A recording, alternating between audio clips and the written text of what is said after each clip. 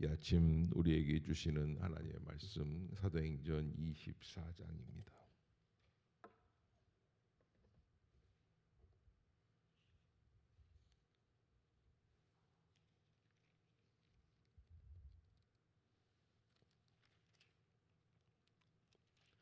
한 절씩 교독합시다. 닷새 후에 대제사장 아나니아가 어떤 장로들과 한 변호사 더둘로와 함께 내려와서 총독 앞에서 바울을 고발하니라. 벨릭스 각하여, 우리가 당신을 힘입어 태평을 누리고 또 이 민족이 당신의 선견으로 말미암아 여러 가지로 개선된 것을 우리가 어느 모양으로나 어느 곳에서나 크게 감사하나이다.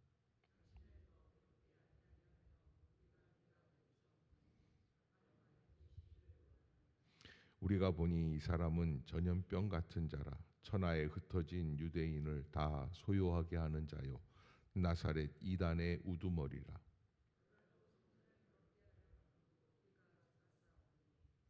당신이 친히 그를 신문하시면 우리가 고발하는 이 모든 일을 아실 수 있나이다 하니,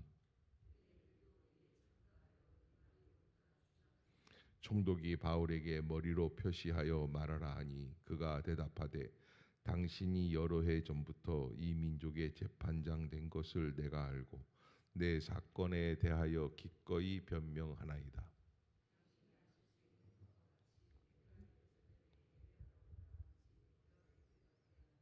그들은 내가 성전에서 누구와 변론하는 것이나 회당 또는 시중에서 무리를 소동하게 하는 것을 보지 못하였으니,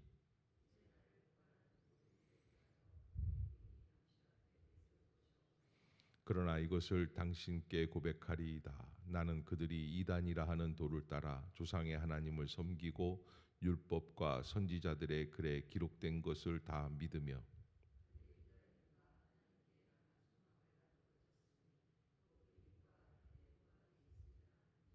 이것으로 말미암아 나도 하나님과 사람에 대하여 항상 양심에 거리낌이 없기를 힘쓰나이다. 드리는 중에 내가 결례를 행하였고 모임도 없고 소동도 없이 성전에 있는 것을 그들이 보았나이다. 그러나 아시아로부터 온 어떤 유대인들이 있었으니,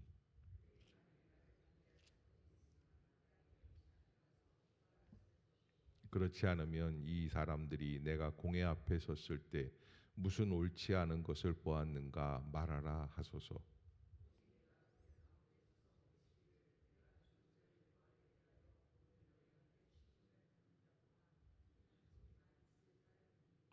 벨릭스가 이 도에 관한 것을 더 자세히 아는 고로 연기하여 이르되, 천부장 루시아가 내려오거든 너희 일을 처결하리라 하고,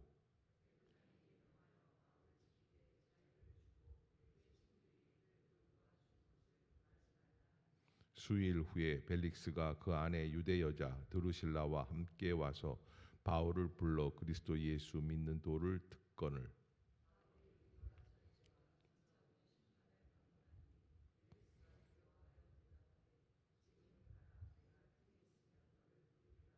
동시에 또 바울에게서 돈을 받을까 바라는 고로 더 자주 불러 같이 이야기하더라.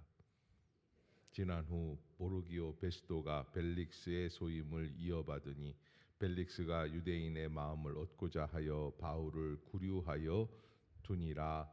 아멘. 할렐루야. 할렐루야. 이 아침 죄전을 찾으신 여러분들에게 하나님의 은혜와 평강이 함께 하시기를 축원합니다. 오늘 사도행전 24장, 바울이 지금 이제 예루살렘 또 가이사랴 이렇게 구류되어서 거기에서 재판을 받고, 지금 이제 어떻게 하면 거기에서 자기를 변론하고 이런 재판 과정들이죠. 보통 대통령들도 재판을 받는 대통령들 보면 하루아침에 결정이 되는 게 아니라 여러 해가 지나가죠. 여기도 오늘 본문에 보면은 마지막에 보면은 벌써 몇 년이 지났냐면 바울이 구금되어 가지고 예루살렘에서 재판받는데 27절에 보면 이태가 지났다라고 하는 걸 보니까 2년 정도가 흘러가는 것을 보게 돼요. 왜 그랬는가라고 하는 건 정치적인 이유도 있고 또 벨릭스라고 하는 총독이 돈을 받으려고 하는 그런 마음도 있었다라고 하는 것이죠. 역사적 사건을 다루면서도 신앙인이 세상 속에서 어떻게 진리와 양심을 지켜 나가야 하는가 깊은 영적 교훈을 제공하고 있는 부분이다. 이렇게 보면은 바울이 자기를 변론하는 과정들이 기록이 되어 있습니다. 대제사장 아나니아와 유대 지도자들은 변호사 더둘로를 앞세워서 총독 벨리스에게 바울을 고발하는 내용이 세 가지가 있습니다. 첫 번째는 사회적 소요를 일으킨 사람이다. 나사렛 이단의 우두머리다. 성전을 더럽혔다. 그런데 이들이 대부분 고발하는 내용들은 정치적 종교적 이유에서 나온 왜곡된 비난이었을 뿐이다라고 하는 것이고요. 때때로 살다가 보면 사실보다 오해와 왜곡으로 판단받을 수 있다. 진리를 따를 때 모든 사람이 칭찬하는 것은 아니다. 경건함이 항상 세상의 인정으로 이어지는 것도 아니다라고 하는 거예요. 그래서 우리가 하나님 앞에서 신앙생활할 때 우리가 살아가고 있는 세상이 또 우리가 살아가야 할 사명이 있는 자리다라고 하는 것을 잘 알고 신앙을 지켜나가지만 세상과의 관계도 잘 감당해 나갈 수 있는 지혜가 분별력이 필요하다라고 하는 것을 깨달아 알아야겠죠. 그래서 바울은 침착하게 자신을 변론해 나갑니다. 예루살렘에 온 목적은 예배와 구제였고 성전에서 소동을 일으킨 적이 없고 자기는 조상들의 하나님을 섬긴다 이렇게 이야기를 하고 죽은 자의 부활을 믿는다. 이게 이제 계속 특징적인 요소이죠. 부활에 대한 이야기들을 계속해서 22장, 23장에서도 이야기를 했었는데 하나님과 사람 앞에서 거리낌이 없는 양심을 가지려고 힘쓰고 있다. 그래서 16절 바울이 변론한 내용인데 16절 한번 읽어보도록 합시다. 시작. 이것으로 말미암아 나도 하나님과 사람에 대하여 항상 양심에 왜 이런 이야기를 했을까라고 생각해 보면 하나님께서 바울에게 주신 그 믿음을 잘 가지고 정말 이렇게 살다 보면은 여기 보면은 하나님만 섬기는 게 아니라 바울이 뭐라고 그랬어요? 하나님과 사람에 대하여 항상 양심이 거리낌이 없기를. 야, 이 세상에 양심에 거리낌이 없는 사람이 어디 있겠습니까?만은 사실은 과거 100여 년 전에 이 땅에 처음 기독교가 들어왔을 때에도 나는 교회에 다니는 성도입니다. 그러면 그 사람은 양심을 믿고 전 또 그때는요 시장에서요 저작거리에서 이렇게 다닐 때 보면은 우리 어머님 하시는 거 보면은요 돈이 없는데 물건을 사야 될 게 있잖아요. 동태 한 두 마리만 주세요. 그리고서는 내일 갖다 줄게요. 그래. 무슨 전화번호를 딴 것도 아니고 뭐 주소를 확인받은 것 도장을 찍은 것도 아니. 동태 두 마리 외상 이렇게 해가지고 딱 찍고 그러질 않았어요. 그때는. 하긴 또 지금 생각해 보면요. 그때는 지나가다가요. 아 이거 물 좀 마실 수 있을까요? 그리고 들어오는 사람들도 꽤 있었어요. 그럼 아이고 물 떠드세요. 그러면 수돗물에서 이렇게 해가지고서 그냥 물도 마시고. 세상이 참 달랐는데 아무튼 그때도 근데 이제 제가 어렸을 때는 이미 어떤 일이 벌어졌냐면 예수 믿는다고 해놓고 거짓말하고 돈 꾸고 사기치고 그런 사람들도 있기 시작했어요. 예. 그래서 에, 제주도에서 목회할 때인데 그게 90년대 초죠. 제주도에서 목회할 때 저희 그 이제 제주도에 들어간 육지 사람들을 뭐라 그러냐면 그 제주도 사람들이 육지 것들이라고 그래요. 근데 육지 것들이라고 하는 이야기 중에 한 가지가 뭐냐면 육지 사람들이 와서 사기를 친다는 거예요. 그 육지 사람들이 와서 사기를 치고 제주도에서 돈을 긁어서 도망을 가죠. 못 잡아요. 그런데 그 중에는 믿는 사람들도 있어요. 교인들을 상대로 하는 사기꾼도 있어요. 그래서 교회 나와서 처음부터 오자마자 목사님께 인사드리고 또 목사님께 인사를 드리면서 선물도 사오고 그러면 목사님은 야 이분이 웬일이냐 제주도 사람들 선물도 안 주는데 이 사람은 선물도 주고 그 다음에 이제 새벽 기도를 매일 나오는 거예요. 제일 큰 소리로 기도를 하는 이렇게 했다가 또 예, 또 여러분들 나는 사기꾼이 아닙니다. 그리고 조용히 기도하는 건지 모르겠는데 아무튼 그렇게 하면서 많이 한 6개월 정도 그렇게 하면 전 교인이 다 그 김 집사는 참 좋은 사람이야. 그러면 이제 돈을 꾸는 거예요. 근데 제주도 사람이 그때 당시에 나무 제주 귤나무 하나면은 아이들 대학교를 보낸다고 그랬어요. 귤나무 하나에서. 그러니까 얼마나 돈들이 많은지 몰라요. 속으로 꽁쳐는 1억 2억씩 나와요. 그렇게 해가지고 몇 억을 모은 다음에 야반도주 하는 거예요. 그러면 못 잡아요. 그래서 육지 것들이라는 게 나오는 거예요. 그래서 처음에 제가 갔더니 육지에서 온 사람은 안 믿겠다는 거예요. 목사고 평신도고. 그런데 오늘 본문에서 바울은 뭐라고 이야기를 하느냐면 나도 하나님과 사람에 대해 항상 양심에 거리낌이 없기를 힘쓰나이다. 이렇게 얘기한 것은 이 종교 예수 그리스도 부활의 신앙을 믿고 복음의 은혜 가운데 구원의 역사를 얻으면 어떻게 된다는 거예요? 사람이 변화된다는 거예요. 세상을 바꿀 수 있는 길이 있다는 거예요. 그런데 이런 변론을 듣는 벨릭스라고 하는 총독이 사실은 그런 일에 관심이 있을까요? 없을까요? 사실은 관심이 없어요.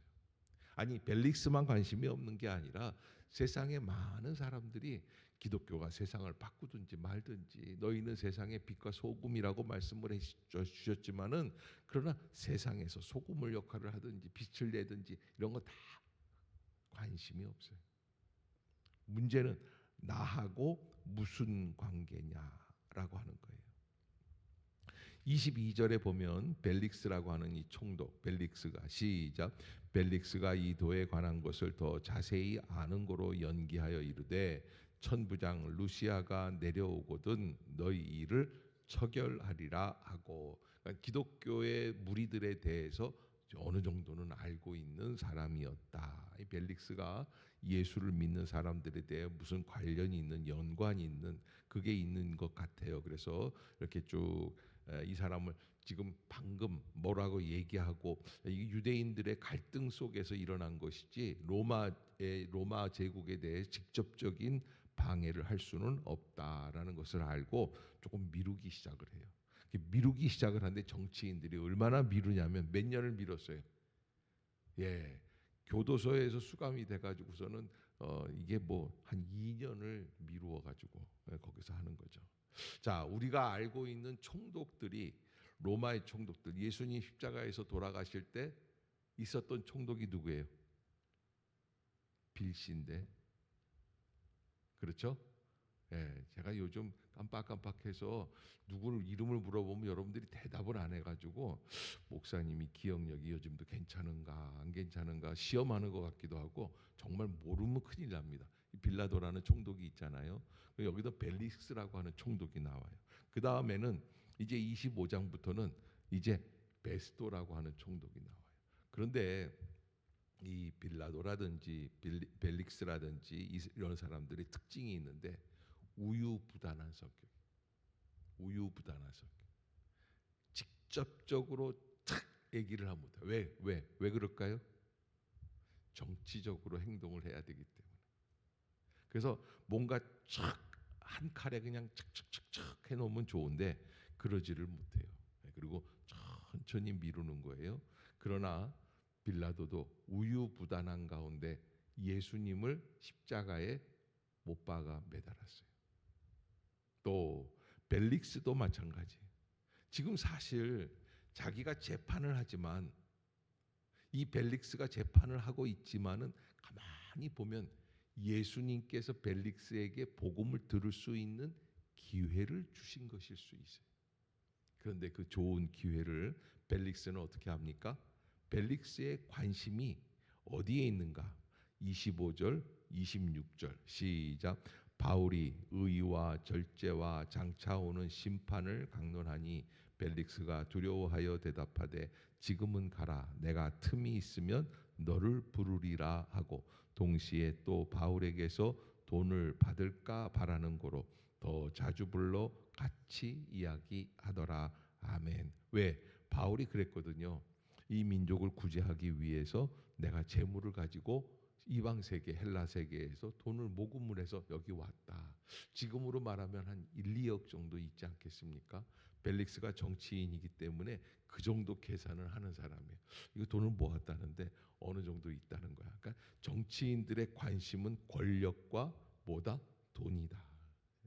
거기에서 이제 돈을 받을까 바라고 자꾸 불러서 이야기 저 이야기 하는데, 사실은 지금 이 즉결로 심판을 안 하고 계속 뜸을 들이고 있는 것은 뭡니까? 돈 좀 달라는 거예요. 네, 돈 좀 달라. 그런데 그렇게 하면서 시간은 다 지나고 2년여 동안에 바울에게서부터 아까 25절에 보면 바울이 의와 절제와 장차 오는 심판을 강론하였다. 장차 오는 심판에 대해 강론할 때 벨리스 총독이 어떤 마음이 들었다는 거예요? 두려워하는 마음이 들었다는 거예요. 그러나 그런 시간들이 다 지나가고 기회가 지나가지만 벨릭스는 계속해서 뜸을 들이다가 총독을 그만두고 이제 베스도가 들어오게 됐어요. 그래서 그 좋은 기회를 다 놓치고 있다라고 하는 것이죠. 하나님께서 주신 기회를 벨릭스는 다 놓치고 있다. 하나님의 뜻은 때로는 예상보다 훨씬 천천히 진행이 되고 있다. 제가 이제 경부고속도로를 타고 이제 차를 타고 내려가지 않습니까? 우리는 이제 주로 서울에서 부산 갈 때 어떤 표현을 쓰냐면 부산에 내려간다라는 표현을 써요. 그 부산에서 그럼 서울로 갈 때 올라온다. 근데 가만히 한번 보세요. 고속도로 가면 내려갑니까? 아니에요. 그런데 지구가 둥글잖아요. 제가 무슨 얘기하고 있는지 여러분들 지금 아실래나? 근데 사실은 보면은 북쪽에서 남쪽으로 어떻게 하는 거예요? 지금 몰라서 가만히 있는 거예요. 대답하기 싫죠? 네? 이게 무슨 상관도 없는 얘기를 자꾸 하시는. 내려가는 거예요. 근데 우리가 볼 때는 평지를 가고 있는 것 같은 느낌이고 어쩔 때는 오르막길도 있어요. 내려가는데. 사실은 이렇게 전체적으로 지구로 봤을 때는 내려가는 길이에요. 근데 이렇게 보면은요, 우리가 이렇게 달려가 보면 평지예요. 제가 이거 깨닫는데 꽤 오래 걸렸어요. 무슨 얘기 하려고 그러냐면 하나님이 우리를 인도해 주시는 과정에서 내가 너는 살려줄게, 너는 로마로 보내줄 거야, 너는 어떻게 할 거야, 이런 게 다 있으실 거예요, 섭리가. 그런데 지금 우리가 볼 때에는요, 내려가는 길이 아니라 평지를 가거나 오르막이라고 느껴질 때가 있는 거예요. 하나님의 섭리가 있지만 내가 가고 있는 길에 대해서 나는 다르게 느껴질 때가 있다는 거예요. 그러니까 여러분의 느낌을 믿지 말고 하나님의 약속을 믿으세요라는 거예요. 아멘. 자꾸 우리는요, 내 느낌을 생각을 해요. 내 느낌대로 생각을 하고 내 느낌대로 판단을 해서 내 느낌대로 선택을 하면서 또 거기다가 뭐라고 그러냐면 우리 믿음의 사람들은요, 내가 기도해 보니까 이게 하나님의 뜻이야. 그렇게 생각을 하다 보면은요, 이게 많은 부분이 이게 잘못될 수가 있습니다. 사실 벨릭스는 천하없는 가장 중요한 소중한 기회를 놓친 것이죠. 결단을 미루는 사람이다, 이렇게 표현을 할 수 있습니다. 진리를 듣고 감동도 받고 두려움도 느끼고, 그러나 결론적으로 보면 그 사람은 무엇을 안 하는 거예요? 복음 앞에 순종을 하지 않는 거고요. 많은 사람들이 어쩌면 벨릭스처럼 살아가고 있는 것은 아닌가. 어떤 때에는 우리 믿는 믿음의 사람들도 언젠가는 믿겠다, 언젠가는 순종하겠다, 언젠가는 헌신하겠다, 언젠가는 내가 11조를 드려야지, 언젠가는 내가 전도해야지, 언젠가는 내가 하나님 앞에 영광을 돌려야지, 내가 이거 조금만 지나면 이러면서 자꾸 미루어진 순종은 결국에는 불순종이 된다. 따라해 봅시다. 순종이 미루어지면 뭐가 돼요? 불순종이 되는 거예요. 좀 천천히 했으면 좋겠어요. 좀 차근차근히 내가 이 환경의 변화에 익숙하게 익어 나가면서, 그러면서 내 뜻에, 내 마음에, 내 사이클에 맞게끔 했으면 좋겠어요. 그러나 이게 인생이라는 거는요, 갑자기 어려운 일이 생길 때는 어떻게 옵니까? 총알이 와서 바뀌듯이 와요. 또 뜻밖의 일이 바뀔 때도 그렇게 옵니다. 그냥 획기적인 변화가 있을 때도 있습니다. 하나님 안에서 우리가 결단하는 것도 순간에 우리의 마음의 바뀌어짐을 잊지 말고 잡아야지 돼요. 하나님이 나를 부르시는구나. 그리고 하나님 앞에서 어떻게 행동해야지 될 것인가. 내가 선택한 이 신앙의 결론은 무엇인가라는 것을 알아야지만 된다. 오늘 바울의 변론이었습니다. 그러나 바울은 변론을 하기보다는 오히려 강론을 하고 있습니다. 말씀을 증거하는 것이고, 말씀을 증거하는 가운데 벨릭스는 들어야 할 말씀을 다 들었습니다. 그러나 그는 결단을 미루었습니다. 나는 사람들의 평가보다 하나님 앞에서의 양심을 더 중요하게 생각하는가? 하나님께서 기다리게 하실 때도 신뢰할 수 있는가? 알고 있는 진리에 즉시 순종하고 있는가? 아니면 벨릭스처럼 연기하고 미루고 있는 것은 아닌가? 라는 것들을 우리가 한 번씩 기도하면서 하나님의 은혜 가운데 믿음으로 감당하고, 어떻게 보면 벨릭스는 연기하고 미루었지만 바울은 2년 동안 준비하는 기도를 하게 되는 거예요. 하나님이 나를 로마로 보내신다고 하는데 내가 어떻게 준비하면서 어떻게 기다려야 할 것인가. 언제인지 몰라요. 지금 상황이 바뀔 수가 없어요. 어떻게 할까? 그러나 어느 날 갑자기 그 상황이 옵니다. 그래서 25장으로 가보면 베스도라는 총독이 오면서 그게 급선회하면서 바뀌게 됩니다. 아무튼 하나님께서 주시는 기회가 영원하지는 않습니다. 우리는 예수를 믿는 기회, 또 헌신하는 기회, 사랑하는 기회, 신뢰하고 순종할 수 있는 기회도 마찬가지다라는 것, 여러분들이 꼭 잊지 마시기를 주의 이름으로 축복합니다. 기도하겠습니다.